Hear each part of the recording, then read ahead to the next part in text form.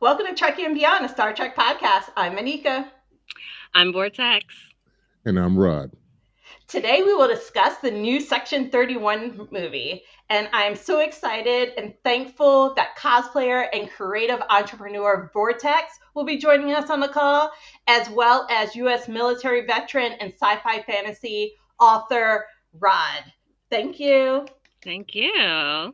Okay, Rod, let's dive in. Can you give us a quick recap of the movie? Okay, Section 31 film. Emperor Philippa Georgiou joins a secret division of Starfleet. Tasked with protecting the United Federation of Planets, she must also face the sins of her past. So there's a lot in this movie.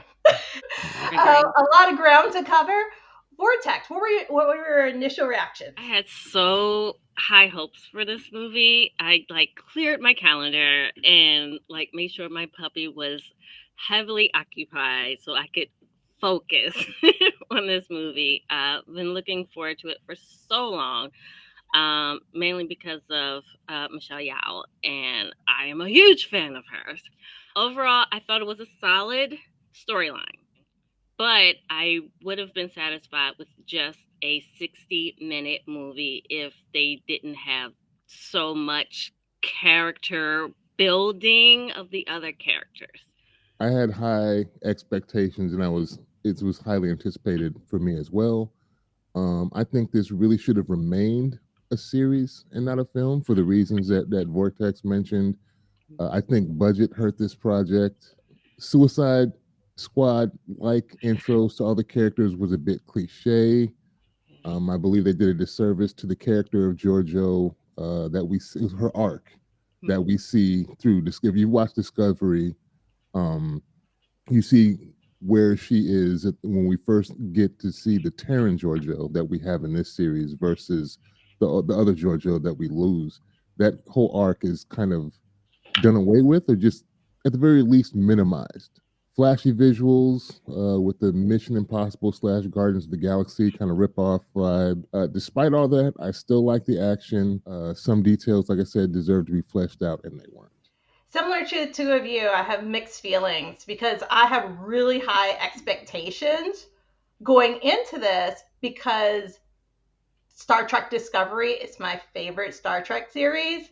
And so the last time I saw this character, she was ill. And I was used to seeing her as a strong female lead, even though she wasn't like the main character. She was like the captain of the ship for about like one episode. But she was always like involved in hand-to-hand combat and mentoring Tilly and Saru, Michael, and then to see her in a frail state and flicker, that was hard for me. And then, but to see her now in this, reassured that she's back in a stronger way. I just did not like some aspects of this movie, and we'll talk about that more for sure. I needed more I needed more character development there for me to really feel their love for each other and how like she backstabbed him. But I appreciate the fact though that Star Trek was trying to find a way to deliver this story. It's not ideal, but at least we have it, and I like especially the introduction. So let's dive into Georgiou's origin story. And that started out with a trip back to the Terran Empire, where we met Philippa Georgiou's family. I was kind of caught off guard with the fact that she didn't run to embrace them. I was like, why? But little did I know. Well, I found out later why. What did you think about that scene, the opening scene? Did they ever explain the reasoning for the contest to find an emperor? No, they didn't. They didn't like make some declaration that the seat had been abdicated. Now, in the absence of no, there's no reason given. It's just it's you hear that there's been multiple competitions when she's explaining to her family because she says this time. there were this many of us, and so apparently it's just an ongoing Right. thing. So I guess if the emperor or empress dies, then they restart the competition. I don't know. I need more. Yeah. So Yeah, earlier the two of you mentioned that this seemed like other movies, yeah. and so right there, I felt some Hunger Games vibes. Like there were kids selected Hmm. to become part of this leadership path, but they had to duke it out, and the strongest would survive. Sand, in this case, did not kill off his family. They made the sacrifice for, and then but Philippa Georgiou seemed not to hesitate in this emperor role and survive. So, but she made a deal with Sand that the two of them would become one. Yeah. Yeah. They would use each other to rise to the top, but just like I think her little brother or something mentions like, but only one of you can take the throne. So Right. Yeah, little brother was like, wait a minute, process of elimination. But I guess during the competition, like they just needed each other, just like in Hunger Games, they needed each other. But they found the way that for both of them to still survive. I needed to know this path to help build this up. But they had to cut all of these episodes down to like 10, 15 minutes. yeah, that's why I was saying in my initial reaction, I think budget hurt because I don't think anybody could have foreseen. And the weird thing is, it's because of a good thing, right? Michelle Yeoh gets the Academy Award or whatever award she won, which is like the highest award that an actress can get. And therefore, the price of yesterday is not going to be the price of today. So now she's going to garner more money. So, okay, we can't get her for 10 full episodes and have to pay her whatever her per episode fee is. But perhaps we can just whittle this down to, I think it was 130 something minutes for the film. And in doing that, it cuts out a lot of background story that we need to kind of flesh out these story details. So yeah, we get a glimpse of her past on the Terran Empire and how she becomes the emperor there. But it's just really fast. We get that bit, and then we have to jump. There's going to be a bunch of time jumps, and then back and forth to kind of explain things. If they cut down some of the other character backstories that didn't make sense, then we could have gotten the tea about her past.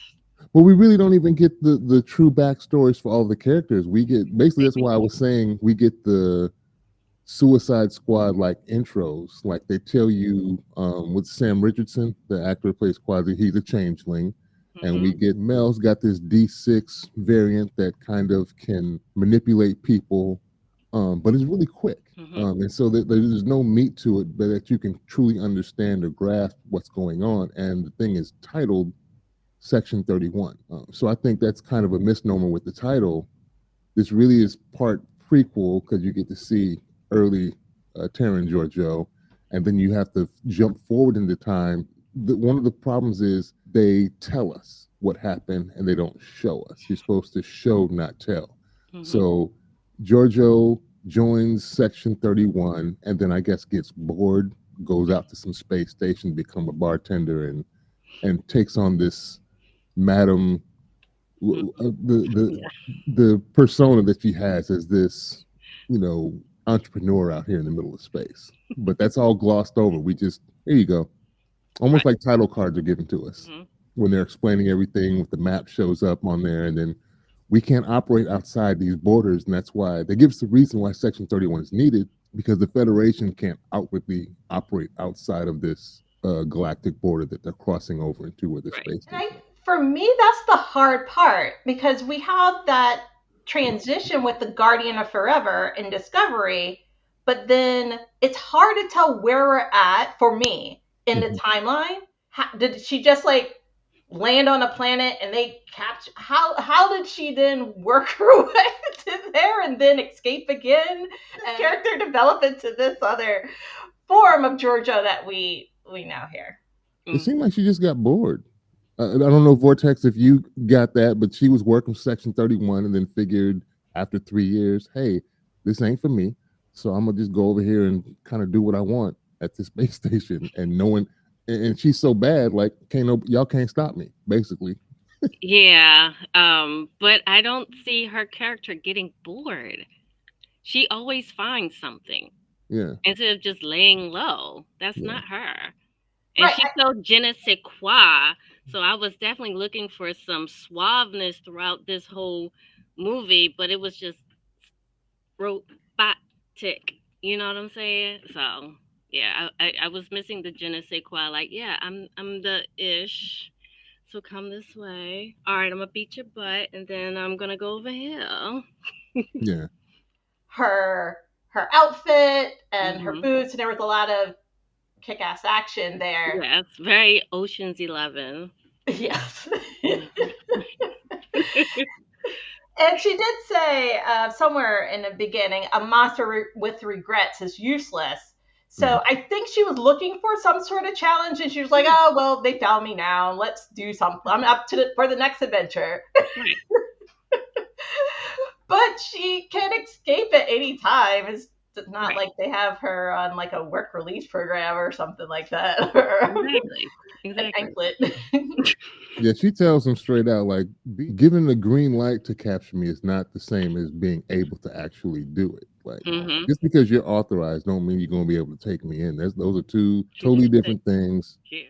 And that's why I'm saying that we did a disservice to the character because we know I mean they alluded to it here. This we're given more specificity as to how horrible she really was Hmm. as emperor, and I think they kind of hinted at it repeatedly in Discovery when they Hmm. would mention things that were done, and when we go back with Michael Burnham to how everybody else regarded her and the actions that they were willing to do. We see it again here as she becomes emperor and she takes the sword that her father had been forging for her off the hot coals and then just Yeah. burns poor Sam's face half off while he's standing there.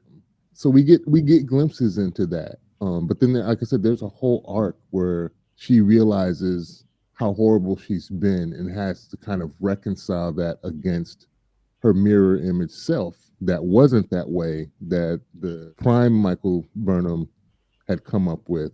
So she's kind of reconciling those things while still trying to tell everybody, hey, I'm not that person. But over time, she seems to humanize Hmm. Yeah. throughout Discovery. And now we're meeting her well after that stage. And like you said, she's gone through her thing with her illness, which may have also when she's like having to face her mortality and then overcomes that. And I think part of that is part of her growth, that whole transformation. And it's very much kind of either poked fun at in this movie or it's just glossed over, period. Like they make jokes about her committing like mass murder. Right. It's a throwaway joke throughout the show, which kind of I think diminishes some of those themes, in my opinion. I agree. Yeah, and let's talk about those other characters for a bit who Mhm. I feel like was there for some comedic humor, but it's not the type of polished characters I would think from a Black Ops Section 31. I think of MSI, I think of Sharp, Quick Wit, and not this. Yeah, What does it do if you think about the group of Section 31 is there to capture her and then help find the MacGuffin? yeah. I like a lot. A few of these characters, my only problem with them is they're kind of tropes. They're like walking tropes. Sam Richardson, who I like as Quasi, is if you've ever watched Veep, that split. Hmm. He's that same character to me, no matter what veneer we put over him. So in this, he's Quasi, he's this changeling, but he's still Splat. He's kind of got this smarmy, quirky. Hmm. You can't tell if he's being serious or sarcastic, but it's really quippy and jokey and sarcastic. He's that same character. Amari Hardwick comes over from I think you mentioned Power before. I like him, but again, he's kind of another cliche that they're kind of retreading this Khan element from with all the augments and the war that the augments of humans, and he tells us his backstory. They're all kind of cliches. Yeah. Zeph, I think is his Hmm. name. He's the big dude in the mech suit. Really cliche. This could be from any number of sci-fi series. Hmm. Uh, we do get a little bit of a change with Fuzz, Yeah. Oh, yeah, which fuzz. is this really tiny alien in a organic like mech suit, which he's made to look Vulcan and obviously is not a Vulcan because he's acting all kinds of crazy. I Black I tech. don't want to connect with any of them. And then there's Lieutenant Rachel Garnett, who's Yeah, there that also connects. I'm Starfleet, and she's all about like order and prediction, and she has a strong moral compass. She's connected to Star Trek Next Generation and original series. I feel like she's one of the Easter eggs that's there. It was tough for me to follow her because visually she changed, unlike the Changeling. But the second time we saw her without the wig, I wasn't sure that was her. I guess it was just so much makeup that without the blue wig, it just threw me off. But she, I guess, what helped to ground the Force. I just kind of expected more Starfleet. It's interesting because we didn't see a single Starfleet uniform. The whole time I was hearing Georgiou talk with Shahor about the plan, I was thinking, how does she even know that they're legit? Like, or because there is no confirmation, because there's no badge or scanning of any type of like any way to authenticate that they are truly representing the Federation. They could be representing the mirror universe, for as she could know at that time, and she was also like intoxicated. So, was she though? You think she built up an immune system too? I mean, when Olak gave her the Dulcet thistle, it had no effect on them. Like, what was the point of that scene? They didn't. Yeah. Are you talking about the crystal she poured into the drink and then she coughed up some crystal spice? Yes. Like, yeah. Yeah, I don't know. Yeah. It was just flair. It's just a little flair. Like, it had no effect on either one of them. Yeah. But it's just been a while. Yeah. There was another Easter egg they arbitrarily threw in there. Her Madame Dufranc's concierge guy. Oh. Sharon is the planet that race of people is from I think the third season of the original Star Trek series. These race have like half black, half white, and their oppression got so bad of their racial disparity that they literally destroyed the entire, like they killed everybody but two of this race, and then Kirk and them couldn't even stop them from fighting, so the last two went down on planet, and assumingly they tried to kill each other. So I'm like, after all that time, where is this dude from? If there was only two that survived, and we don't know, they may have killed each other as well. Right. So I'm not sure and which one was that in the movie? Because remember, either you were white on the right side, or white on the left side. Yeah. So, but I do appreciate how they were able to make that character look seamless. Like they naturally are black and white. Yeah. So I did like that.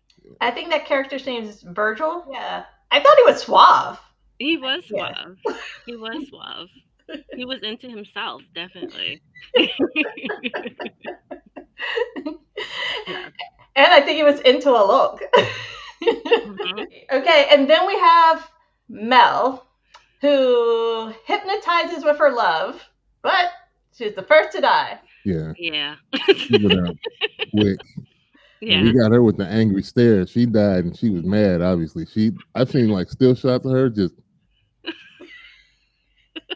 she got disintegrated. I was like, whoa, well, guess we don't need too much backstory on that. I just think my main complaint is we needed more time to ground these characters and for us to get to know them. I guess Section 31, we needed more of that before just throwing us out there in the field with them, because they're mentioning stuff that it's like they're having this really esoteric conversation that everybody else isn't in on when they start suspecting each other of things, and we've been on 10 missions, like, well, we've only seen this one, so right. Not to get to us right now. We need to worry about this mission. I don't know about the 9 or 10 before you had before this, because we don't get any of it at all. No context. I I think they need more team building exercises. They did not work smooth enough together. They needed some retreats. I did see that there was some similarity in Star Trek with Captain Picard. Season 4, Wesley was doing some type of experiment, and his mom was stuck in some type of time loop.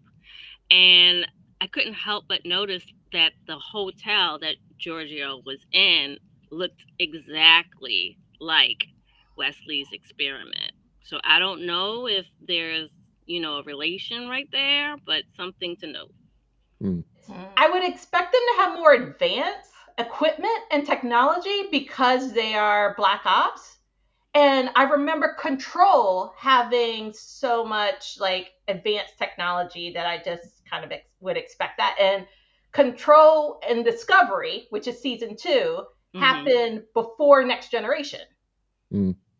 So it's the technology's throwing me off here.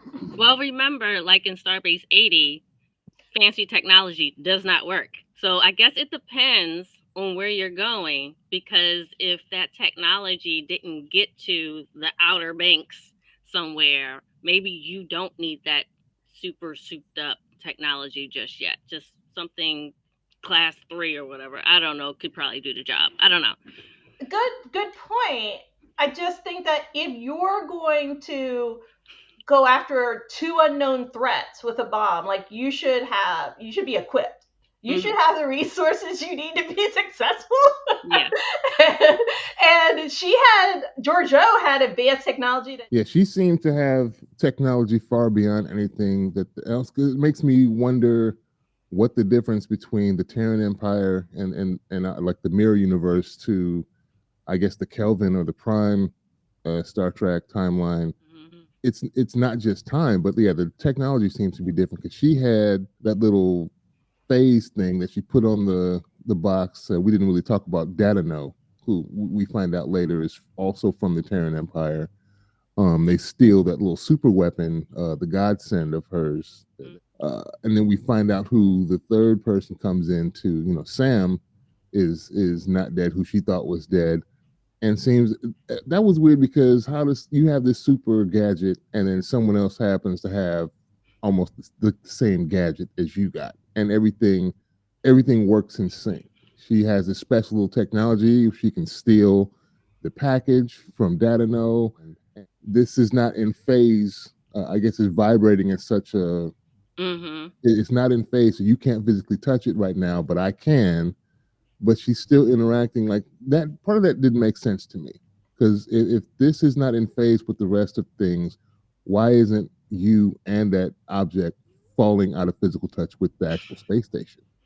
There were a lot of coincidences. She helped charge her scientists to create, right? And so the timing of all of that was a big coincidence, and that it would be Sam that would be leading this. Danino and Sam were from the mirror universe. So both of them jumped to Prime to meet, to make this exchange, and then jump back. Yeah, well, Sam made it seem like basically everything had been in the Terran universe had been taken over. They had run out of real estate. So we done found another dimension where we can keep pillaging and plundering. So we gonna come here and do that to y'all now, because we done took everything in our universe. We can start taking a whole other dimension over here. We could come and tear up. That also leads me to a scene in which Georgiou and Alok were looking out at the portal to get to the mirror universe. And I was thinking, Georgiou, if you really wanted to return back after Michael didn't ask you if you wanted to go to Prime, she just pulled you over. I think much of it was that she had a hold on the Terran Empire, which through her absence she had relinquished. So it'd be like starting over from scratch all over again. And perhaps she just didn't want to deal with that. Like whoever's the new emperor, whoever's the ruling class now is not going to just capitulate and bow to her, because they don't work like that. Yeah, maybe that's the series I would like to see. Like the mirror universe. How do they prosper when they're constantly at war, right? And how do you cultivate a society and grow and develop technology? It's the complete opposite, right? So I think in order to wrap my head around it, I need to see it more as Rod was saying, instead of like telling us, show us, like I need to see more of it. What happened over there? And I'm only getting little bits and pieces, and it's hard for me to tie it all in together. And that's just because I really like this content and this idea. I just need more of it to wrap my head around. I'm thinking we're giving a theme of unsustainability. That's what they're finding out, is that, you know, this whole, we're just going to consume everything, and you eat what you kill, and survival of the fittest. We're just going to get rid of all the weak people, weak beings. After a while, you know, once you consume but so much, then the resources become less and less and less, and so now we have to find another universe to try and capture that has resources we can all apply, because we consumed everything we could possibly consume in our own. So I think there's kind of, you know, I think Star Trek is supposed to be a utopia society where the monetary system is almost all but gone away. You can still barter for things, but there's no money, and it's not about just consumption. And the Terran Empire is like, we're taking everything. Or we have these iron storms that are opening up pathways to these other universes, so we can just go to the greener pastures out there. But then again, I think they're gonna run into the same problem. Once they've devoured all the resources there, then they're gonna have to look for another place to go. So maybe that's part of the theme. I don't know. Yeah, but that's part of the conflict that I think needs to be told. Because how do we jump from Georgiou killing off her family, leading, then becoming the leader? Her best friend dies as she makes this bomb, and then she finds Michael on a top of a garbage heap and adopts Michael Burnham. But then she feels backstabbed between Michael and Lorca. That's the part that and that's because of what I love, right, in this story, but also because I really like, in a dark way, the Terran uniforms.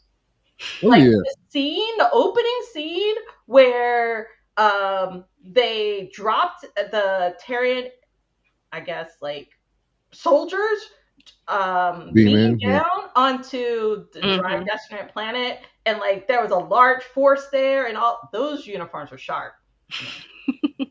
Yeah, Georgiou's already had, you know, we talked about it before. She's always had the drip, especially when you see during the film, they go to a flashback scene of her, and she's got like this eggshell or cream colored dress on with a long train that seems to be made up of an actual dragon's body. That's trailing into the thing, and she's got this whole little get up. That's like, yeah, they always had the fire drip and the Terran Empire. They're like, their outfits, if they had a red carpet event, nobody was gonna outdo. Yeah. Like every day, all day. The date was dramatic.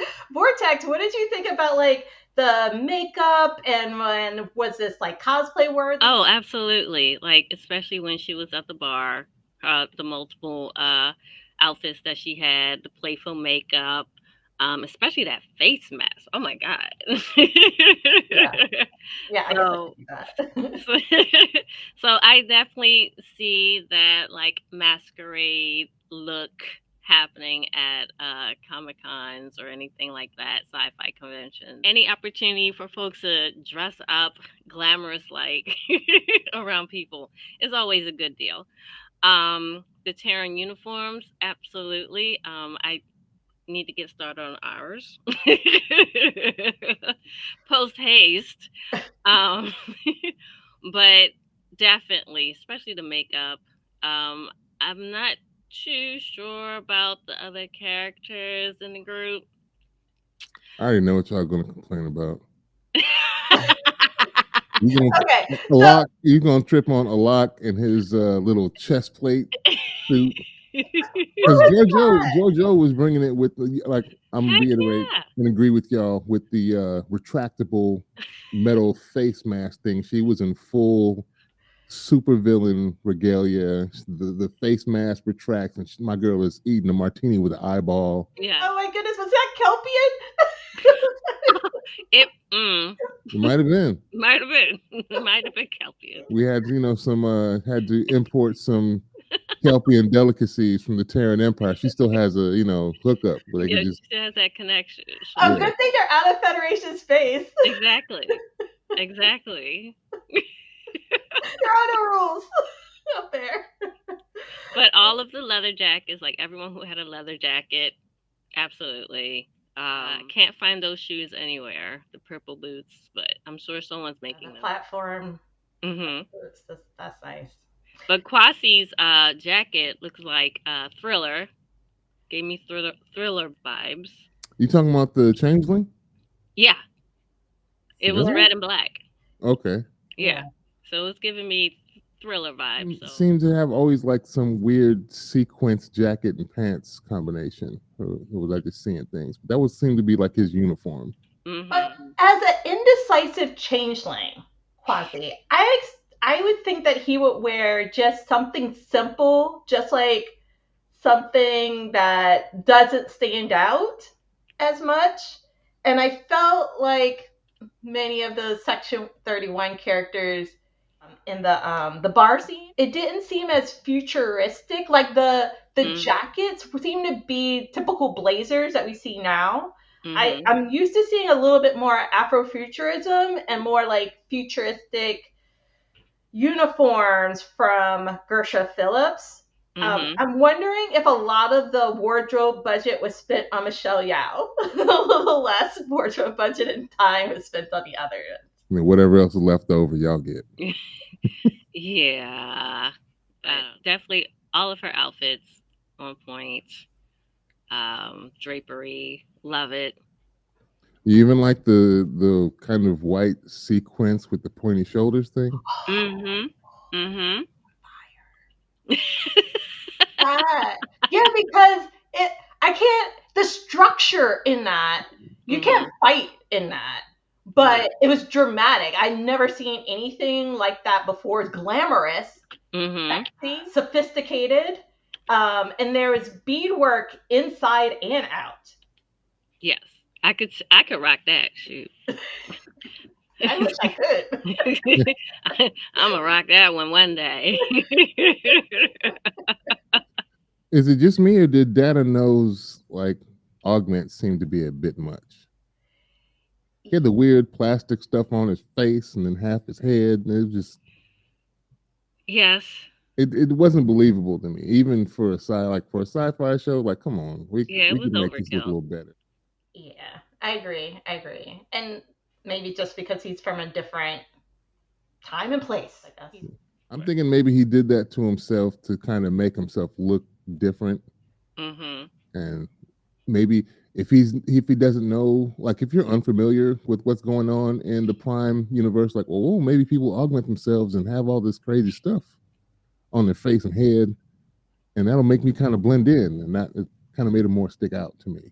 No, I think he was just more on the really cocky side. Yes, definitely more cocky. But his outfit though didn't portray that. His outfit looked right. That suit. Men's Warehouse. Yeah, and he was complaining about the hotel room. Speaking of the sets and the scenes, there was CGI work. There was a lot of hand-to-hand combat and action. The environments were well done, I think. I don't know. Do we know if this was filmed on one of those big like LCD walls where you can pretty much make the set look like anything you want, and it's more of a realistic environment? Yeah. The safe house, I think may have been one of those CGI environments. For sure, the hotel, the opening scene, yeah, was more than likely. I like what's well done. I like the action and the environments where they put the characters were well done. I think a lot of the budget went to that.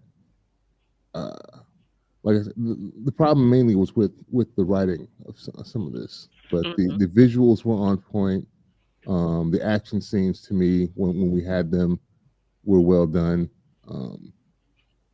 Even the inside of the Terran ship, towards the end, where they're fighting in Sam's, he had some weird looking. Like, was it me? Like the ship could like almost change shape.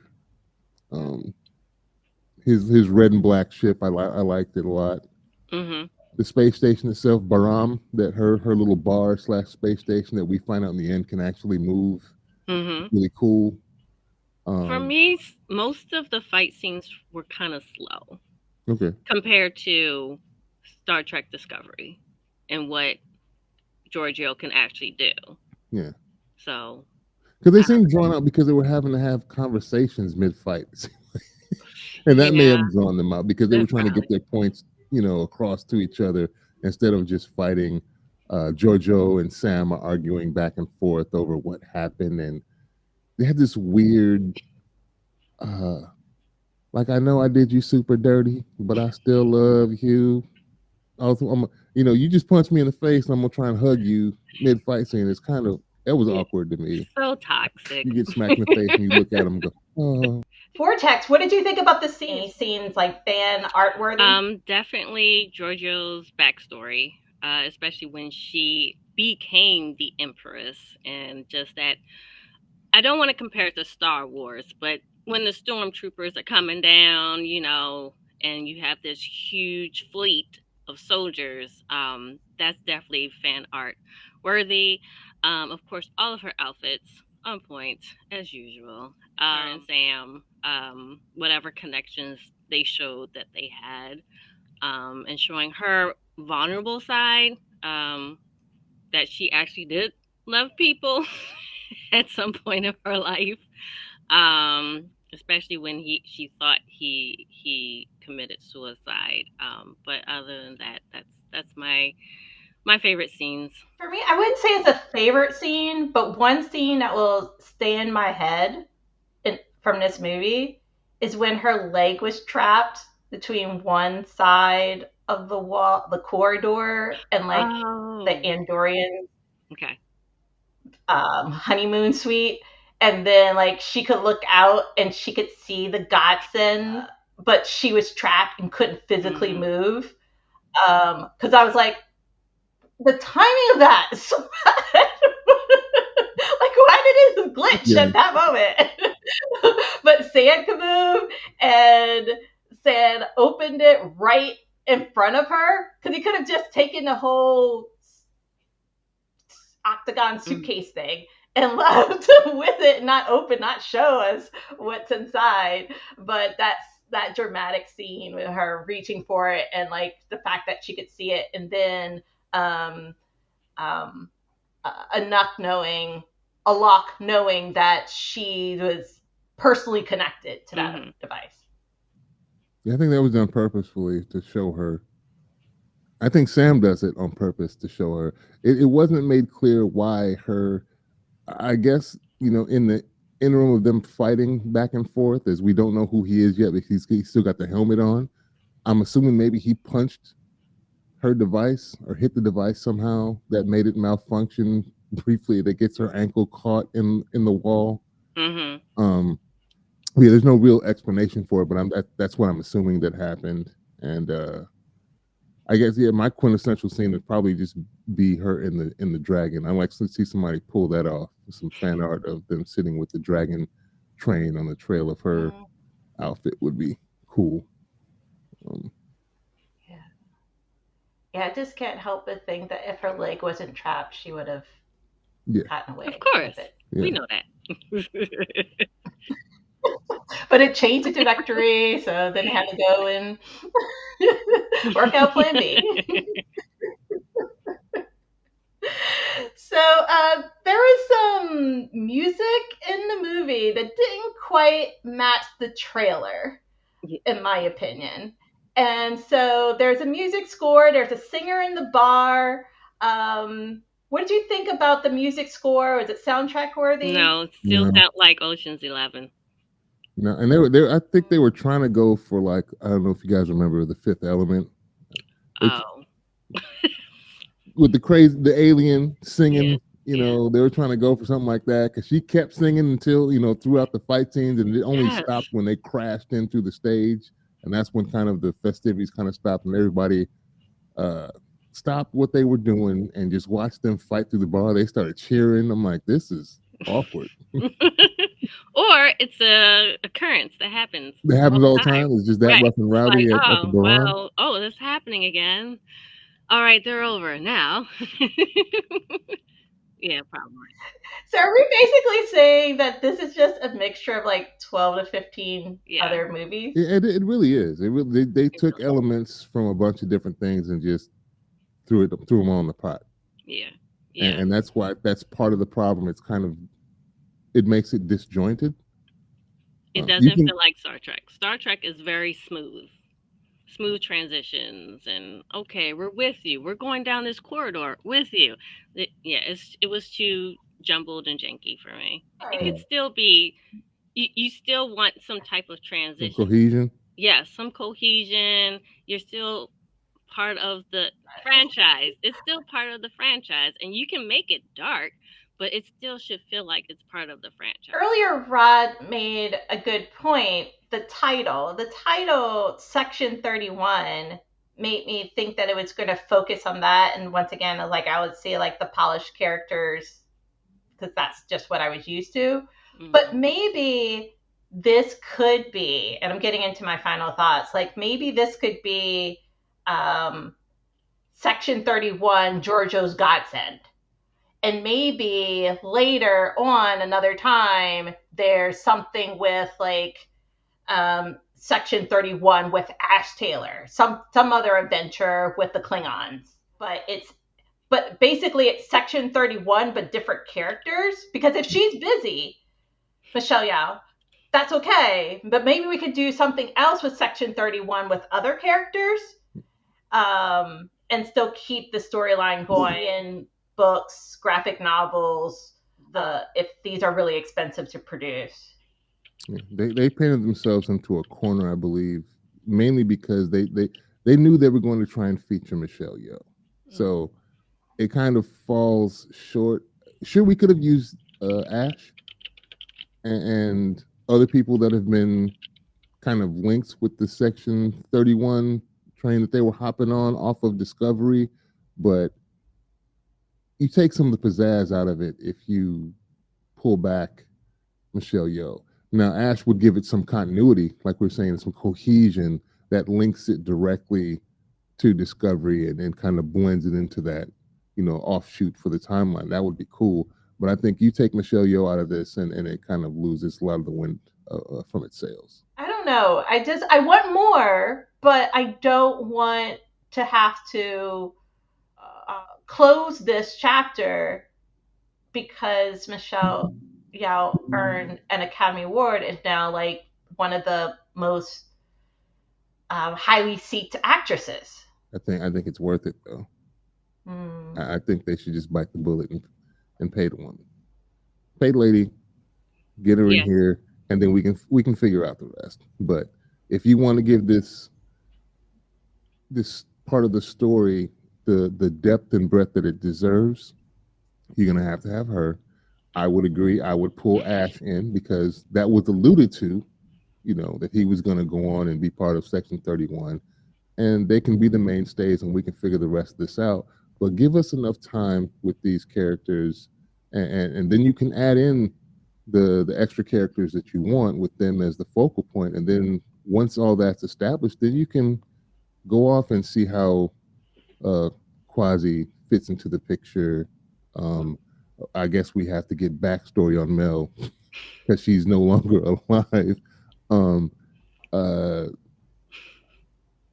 Zeph and Fuzz. Well, Fuzz, we don't know whether or not they're gone yet because we've met at the end we meet the wife, which that was a weird transition. But they're alluding to at the end that we see that they're going to continue this, or at least they're leaving the door open to continue this. But I think in order for it to take, they have to ground it so that people can kind of latch on to it. And I don't think that they can ground it with Jamie Lee Curtis as Control. Because that was random. That was so random. Yeah, that was random. That's why I was confused because I thought they killed off Control earlier. They killed off Control like 100 years earlier. Wasn't that was the reason why they went dude to that was killed by the AI had taken him over, right? Yeah, Control was the AI that took over Leland. That was whole season 2. I don't know. Of Discovery. Unless Jamie Lee Curtis is the quote-unquote human form of the AI. Yeah, she's a different version because she's purple, so she's a different. Well, remember in Lower Decks, there's a purple, what? Data. Yes, a purple Data. So I don't. Oh, it's gonna get real weird real quick. I don't know. And that purple Data is from an alternate universe dimension. Where everything was purple, including the starship.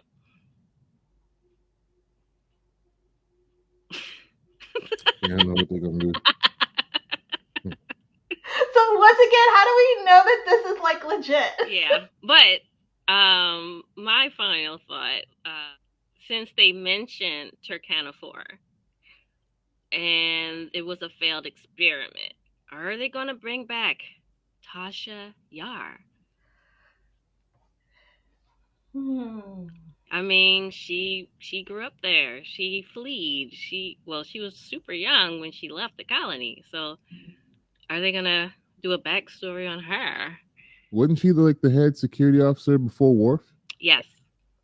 Who died? Yeah, she's yeah. But she lived there. Okay. So why mention it? Oh, it's a member berry. for the reasons that you're mentioning that. So it's one of the member berries. Remember this, remember that. They're just dropping that in so you can have some nostalgia for it and maybe get excited. I don't know. And take it away. Yeah. Whether they do something with it or not, who knows? Right. We'll see. Stay tuned. Hard. It's hard. Mainly because I know from what I've seen online, viewership is down, and a lot of the reviews I've seen have not been good, and that kind of stifles whether they can. I hope they continue it. You mean from the movie? From the movie, yeah, from Section 31, and a lot of these streaming services, if it doesn't do well out the gate, they've been quick recently to just like, oh, catch that, let's wrap. But I hope they give this a chance.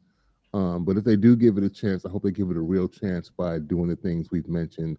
Let's not do this 2-hour film that's going to have to compact and kind of detract from certain storylines. We give you a little bit here, a little bit there, but not enough to make it fully fleshed out. And then what you get is just kind of a hodgepodge, because that's really what we got. Yeah. There are lots of good things visually that we've got, but the writing kind of fell short because I think they just had to compress everything. So hopefully they get it together and just not necessarily break the bank, but pull out a little bit of money so they can secure Michelle Yeoh for the entirety of it. And if she's going to be busy, let her be busy with us, because if you don't snatch her up, somebody else will. Absolutely. Quick and in a hurry.